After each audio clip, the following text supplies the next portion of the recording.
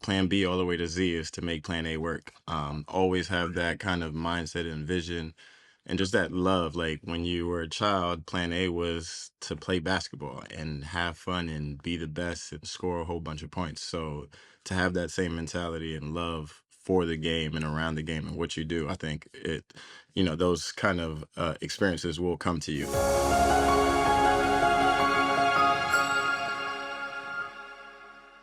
Ladies and gentlemen, welcome back to another exciting episode of Mick Unplugged. And today we're talking about going from the NBA to navigating life with diabetes. He's a global hooper turned advocate, entrepreneur, and mentor.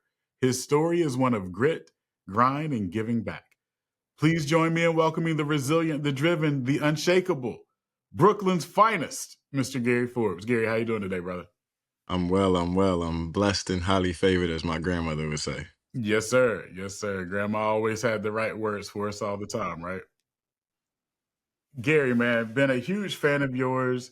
I remember your days at Virginia. I'm a UNC Tar Heel, so I actually got to see you play at UVA, then going on to UMass, and then having a wonderful professional career, man. I always love starting out by asking my guests, what's your because? That thing that's deeper than your why, right? Like I could ask you your why, but I could probably guess it. But there's a reason that your why is your why. And I like to call that your because.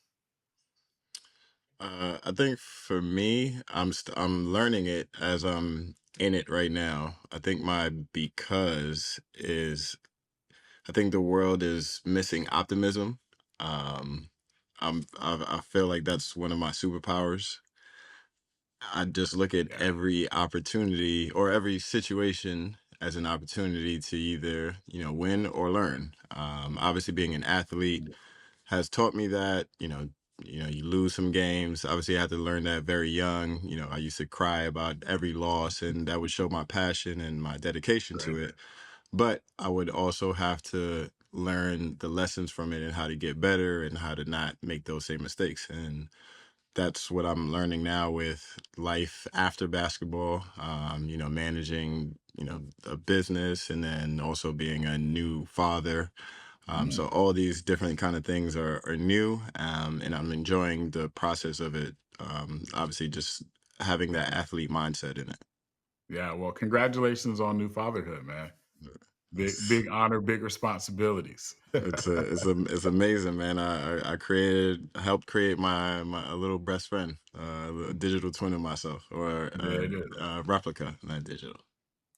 I love that, man. I love that. So, talking about the optimism that you have and that being your superpower, I would say for anyone that ever saw Gary play ball, man, like you saw it in your expression. I think it was infectious with your team. Like no matter what was going on, you always were like that bright spot. When did you know that you had that superpower? I think it was around in high school. One of my coaches would say, I kind of have like an energy. I'm always like smiling. I'm always, thinking the best situation possible. You Mm, can ask my family. I always have to them, these wild imaginations or these wild dreams. yeah. And I'm a big cliche guy. So, the saying, if you can see it, it's true and all these different Mm, things. If, what's in the mind is can be a reality. So I've I didn't know that I was practicing these things growing up. Is This was kind of like, man, this is what you're supposed to do. My father would yeah. always say these things, and I didn't know this till recently in the last couple of years. He would always say, "Man, you're a Forbes." He would never be surprised if we would do good in school. He wouldn't be really surprised if I scored a whole bunch of points or we did great things. He would be Mhm. like, you're a Forbes. You're supposed to do these things." So I think in high school it may have come off of this arrogance kind of thing, like, oh, he's, thinks he's better than. But now that I'm learning what I was practicing during high school, it's like a form of optimism. Like I believe that I can do anything that I put my mind to.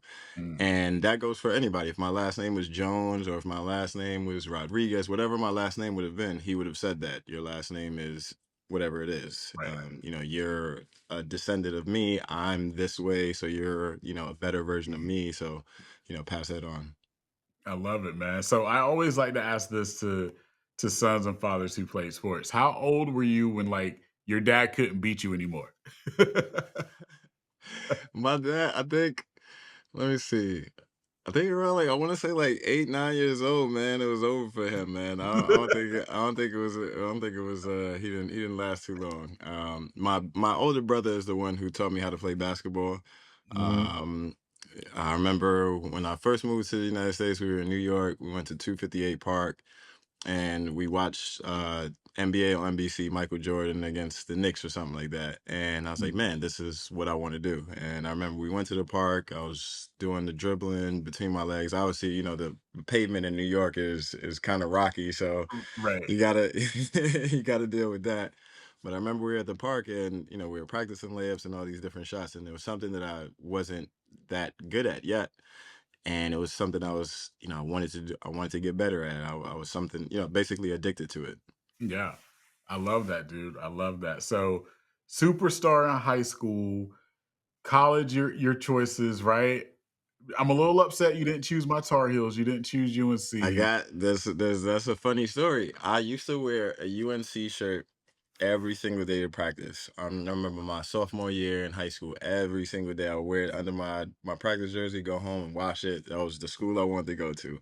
And I remember UNC was recruiting me going into my senior year. The week before I go on the visit, my plan was to go and commit there. I had other schools, ACC schools, but my Mhm. plan was to go and commit there while I'm there. And the week before I go there, Ray Terry commits a week before I go to to commit. Mm, So I was like, man. that was a hometown guy. I kind of got Yeah. it. I was like, oh man, that's tough. Yeah, Ray Sean's from Greensboro. You Yeah, guys yeah, about the same height, yeah, same yeah, yeah, build, yeah. so couldn't have 2 of you on the roster, huh? Oh man, we don't know, man. We don't know. That's dope, man. But you had an illustrious career, man. Like, did some amazing things at UMass. I think your senior year, conference player of the year, right? Yep, yep, yep. Man, so what was that like? Gary Forbes, Brooklyn's finest, right? You're at UMass in your senior year, you're conference player of the year. And for those that are listening and watching, I don't think you understand. There's a lot of players in your conferences, right? Like, so for you to win player of the year, like what did that mean for you? What was that moment like for you? Um, for me, I was really trying to win. And for me, what my role in winning was scoring, rebounding, passing, kind of doing everything at a high level. Mm, And I was literally focused on winning and doing the best. I was trying to get the most rebounds, trying to get the most mm, points, you know, steals. I didn't have to do the assists too much because I would get past yeah, the ball.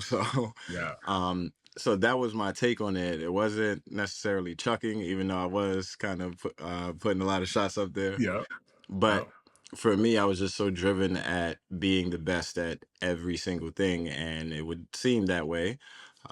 And I remember I was in my apartment, and Coach called me, and he was like, "How does it feel to be Player of the Year?" And I was just like, "What are you talking about?"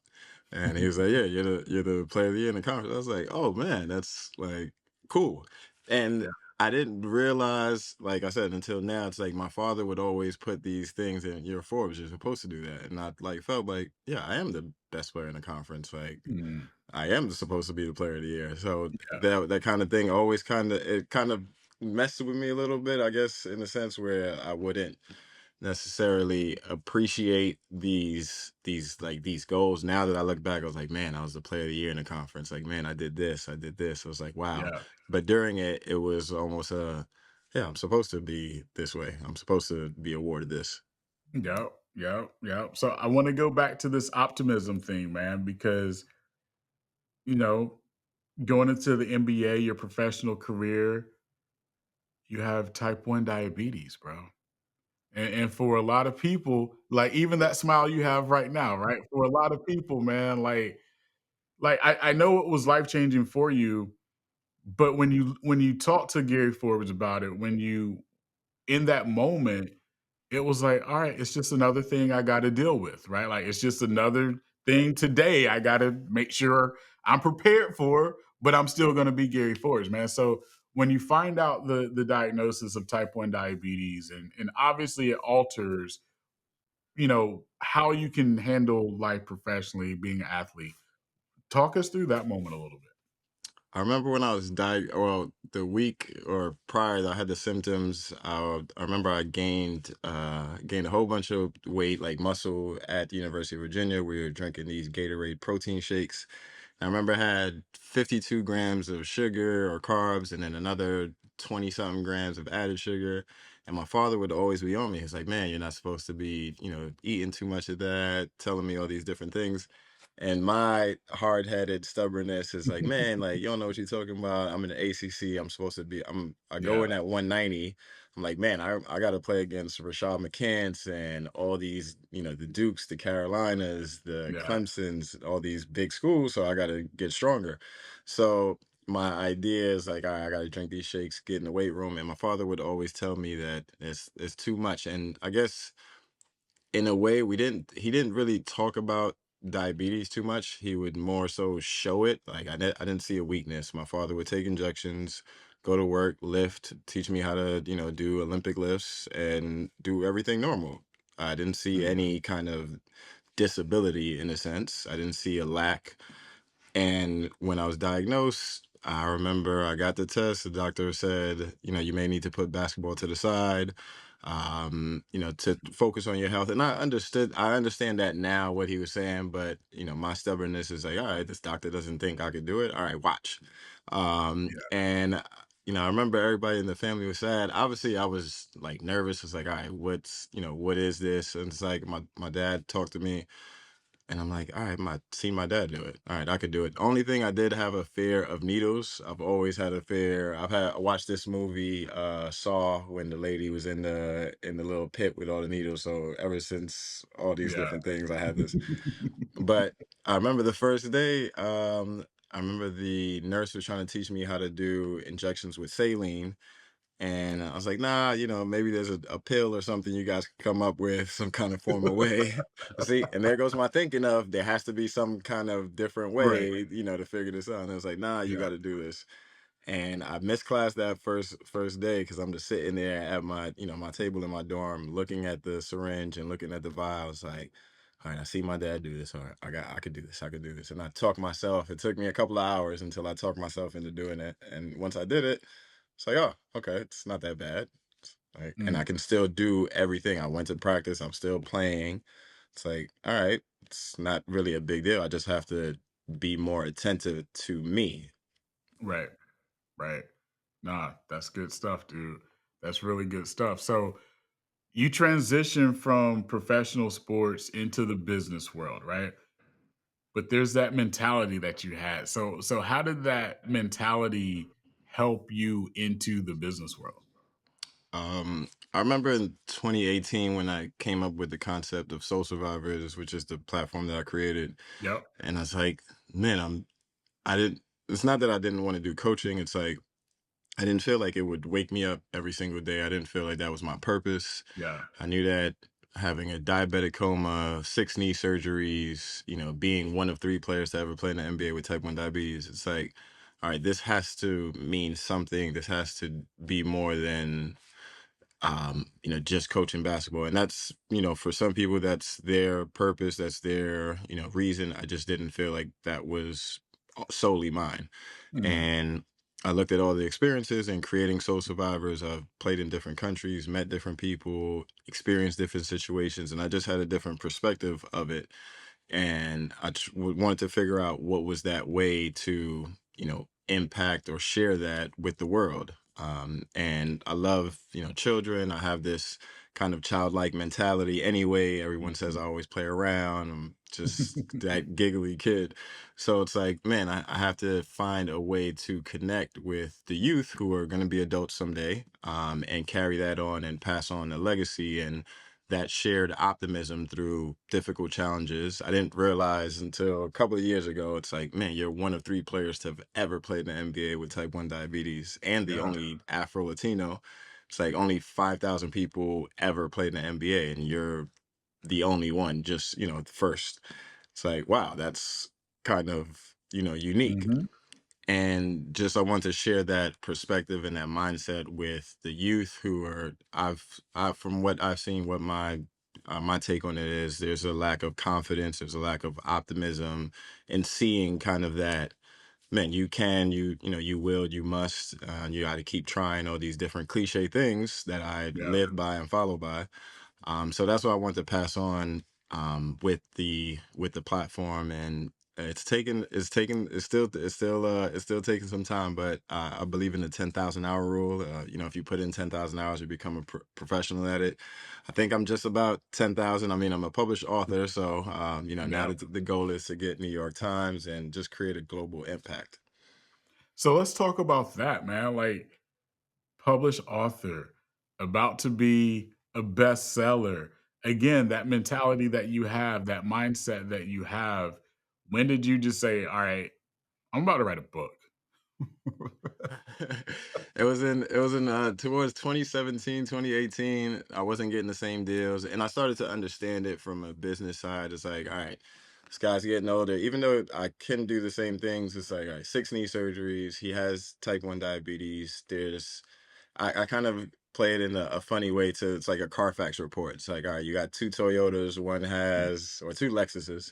One has 100,000 miles, one has 50. The other one has been in an accident, you know, the other one hasn't. It's like, all right, which one do you choose? It's the same car, but one is a little bit, you know, more damaged. Even though this one is still reliable, it can still Yeah, get you from A to B, still do all the same things. It's like you're going to choose the one with less mileage, I guess. yeah. So I started to understand that, and I remember I came home from I forgot what, maybe Argentina, and I was like, man, it's like I got to figure something out.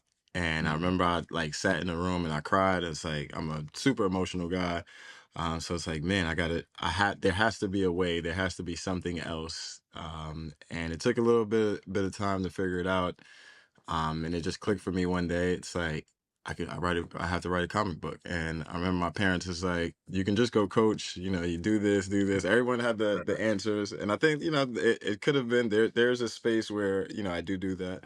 But I don't know. I felt like what I'm creating and what I've created thus far is needed, especially in the Mhm. space that I'm doing it in. Yeah. I I've always wanted to ask you this, Gary, right? Because you're a huge in my mind, and I know people that look up to you. We have a same circle of friends. You're a big time mentor, right? When did you know that also you could mentor others? Because I get asked that question and I'm like, I don't know. I think I just looked up one day and like people were reaching out to me. People were wanting advice from me. And it was like people were calling me mentor. And I was like, that's different. When did you know that moment for you? I kind of looked back and I was doing it the entire time without really knowing that I was being a mentor. I remember one Mm, of my diabetes awareness events. It was a softball event, and one of the parents came to me, and she was like, "Thank you for what you do. You know, you're amazing." And it's like I'm thinking in my head, I'm playing basketball. I'm doing something for the community. yeah. I'm being, you know, a normal human being. And she told me a story that her son wanted to play basketball, and he got in the car with his father after school, and he was with his friend. He was like, "Dad, the basketball tryouts are tomorrow. You know, can you sign me up?" He was like, "Oh, you can't because you have type 1 diabetes." And you know, fortunately, his friend was in the car. He's like, "Gary Forbes has diabetes. He plays in the NBA." Mm, And I like that. It still kind of gives me like chills, like thinking about it. And I remember when she yeah. told me that, and I gave her a hug. I was like, "Wow, that's really cool." And it still didn't really click with me until recent years. You know, I had athletes who have reached out to me, you know, who are type 1 diabetic. How do you manage type 1 diabetes playing, and you know, in the NBA and college and all these different things? And it's been really cool to go through those experiences and be able to Mhm. share, you know, my path and my journey to success, or you know, to help them even be better than what I did. I love that, dude. I love that. For the listeners and viewers right now that are going through something, that it could be something health related, it could be something spiritually related, it could be something at their job, right? What's some advice that Gary Forbes has to help people just push through whatever it is that you're going through in this season of life, man? Big cliche guy. I live by it. I have it in my Soul Survivors, series. Your present situation is not your final destination. That's something that super powerful for me. It's like, all right, whatever troubles, are happening now. The goal is for tomorrow or the next day or whenever it is in my future self, it's not going to be there. And even another one is to always doubt your doubts before you doubt your faith. Mhm. It's like my grandmother enlisted. I'm not super religious, but I am spiritual. I do Yeah. have a conscious knowledge of a greater power. Mhm. My grandmother always told me, I'm a child of this great creator. It's like, all right, these challenges. I never call it, even having type 1 diabetes a disease or illness. Yeah. I've kind Yeah. of changed the wording to change something in my mentality. It's like it's a challenge, it's a health challenge, Mhm. and I can overcome a challenge, I can manage it, live with it, be the best, obviously be one of three to do it. So Yep. these Yep. things, I know I can do it, so whatever has been put in front of me, I'm up for it. I love it. And last question, Gary, for that athlete, right? That's like needing that push to keep going because you know how it is, especially in the NBA, right? Like free agency period we're in right now, and you might not get the call that you want, right? Or you've got to play the waiting game because teams are like, well, I got plan A, and what Gary can tell you is teams have all the way down to like plan Z, right? Mhm. So you might be plan Y and Right, you yeah. don't realize it yet. For that athlete that's like, man, like, should I keep pursuing my dream? What's your advice for that athlete? I even have it now. I have a plan A is to be, a New York Times bestseller, a successful business person. Plan B all the way to Z is to make plan A work. Always Right. have that kind of mindset and vision and Yep. just that love. Like when you were a child, plan A was to play basketball and have fun and be the best and score a whole bunch of points. So to have that same mentality and love for the game and around the game and what you do, I think those kind of experiences will come to you. I've seen it done. I've done it. So There we uh, go. There we go. All right, we're gonna do my hot five with Gary Forbes. Rapid fire. All right, Gary. So, I have a lot of friends and mentors and buddies from New York. What's the best borough of basketball players? All right, so Kenny Anderson, my goat, um, you heard that. um, Kenny Smith, you heard that. I'm from the town, man. I gotta go where home. I gotta go where home court. I gotta go Brooklyn. All right. Brooklyn. What's the best place to get a slice in Brooklyn? Right now, cuts and slices in Brooklyn.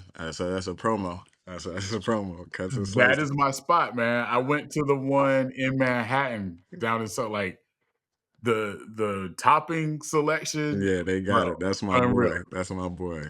Cuts and slices is it. All right. So what's one team that you never got to play for that you always wanted to play for? New York Knicks. I wanted to be in that trade with Melo when he went to the Knicks. I thought I was, but that would have Mm, been fun to be home playing at. My dad loved the Knicks. Playing at the Garden would have been cool. that's what's up. That's what's up. Who was your best teammate of all time? Still my guy today, Al Harrington. One of the godfathers of his children, my goddaughter Leia. Yeah, my boy Al. Okay. What's the post NBA, post professional sports? What's the best piece of advice you ever got?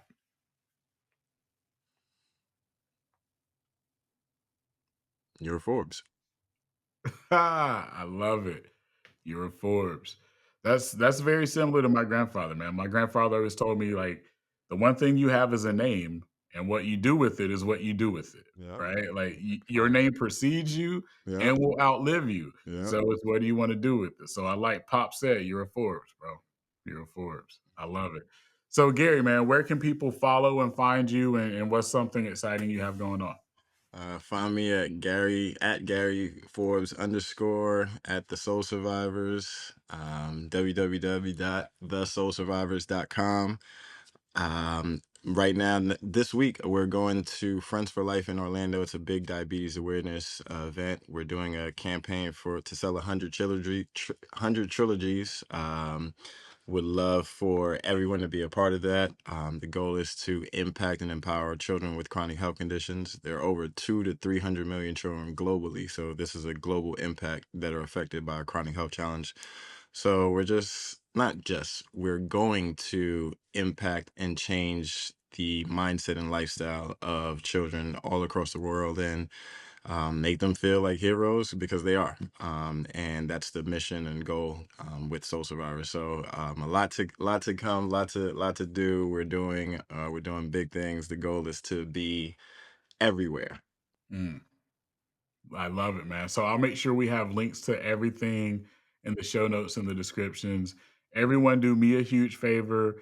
Follow Gary on all his platforms. Go check out Soul Survivors, and just appreciate the human being that Gary Forbes is, man. I can't My thank you enough, love. Gary. My love, big love, big love. Likewise to you. Everybody who's on this, if you ain't subscribed to the Mick Hunt joint, gotta click. Let's do it. Let's do it. Well, Gary, I appreciate you, brother. I know how busy you are. This meant the world for me to chop it up with you. And to all the viewers and listeners, remember, your because is your superpower. Go unleash it.